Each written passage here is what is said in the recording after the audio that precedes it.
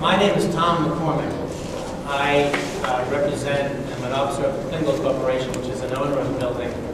I'm also a senior vice president of the Saul Company, which is a manager of the building. So I can speak tonight both on behalf of the owner and on behalf of the manager. Now, my understanding, I'm not a rent control lawyer, but my understanding from our rent control lawyer, and I don't want to put words in your lawyer's mouth, but as I understood her as well, 70% agreements, because they're voluntary by tenants, the rent administrator rubber stamps them. I don't want to say rubber stamps them, but they tell me there's sort of automatically approved. Not surprisingly, the rent control administrator is not trying to, the rent control administrator has lots of things to do. Lots of abuses to check and complaints to listen to, etc. If tenants say, we like this deal, we like having our rent frozen for the rest of our lives, and have the renovation costs paid by the market rent other people who will come into new units. The rent administrator says that's fine. And frankly, you know, within DC, this is a building that's in a relatively nicer area with a population that's relatively more affluent. Not that every one of us is affluent. So I think the rent control administrator says, Connecticut Avenue, Kennedy Warren, tenants want it? You know.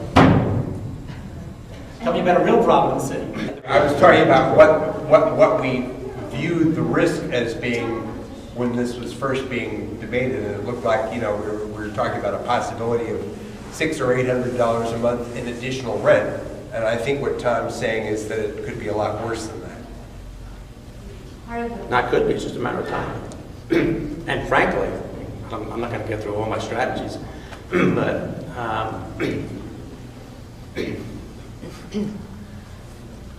from the city standpoint, it's better if this building makes more money because the taxes go up, real estate taxes go up.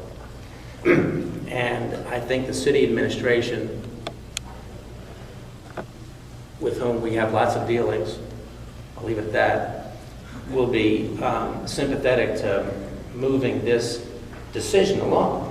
I'm concerned about just, you know, delay because some of the administrative bureaucracy in DC tends to move slowly, but DC bureaucracies, like any bureaucracy, move a little faster in some instances than others. I think I can make this one move fast. So I know lawyers can say I can hold things up for a long time. A bureaucratic agency, we'll see. Did I hear you say that the rent administrator would not meet with you? Yes. And what grounds? She didn't explain. Ex parte communication. Call the law to set a meeting with the rent administrator? Yeah, I tried to follow up through our counsel. I gather, Oh, well. you can't, I won't be able to quote you exactly. Apparently there's a regulation that they are interpreting today because people used to meet with the rent administrator. They'd sit down, the tenants and the landlord, and say, here's what we're going to do.